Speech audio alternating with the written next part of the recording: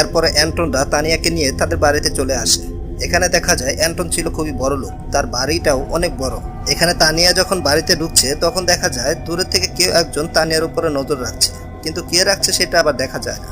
এরপর একটা মাস পার হয়। একদিন অ্যান্টনের বোন অ্যান্টনের বাড়িতে আসে, নাম অ্যালিসা। অ্যালিসা বলে কিছুদিন আমার এখানে শো হবে, সেজন্য আমি এখানে এসেছি। মূলত অ্যালিসা একজন অ্যাক্টর।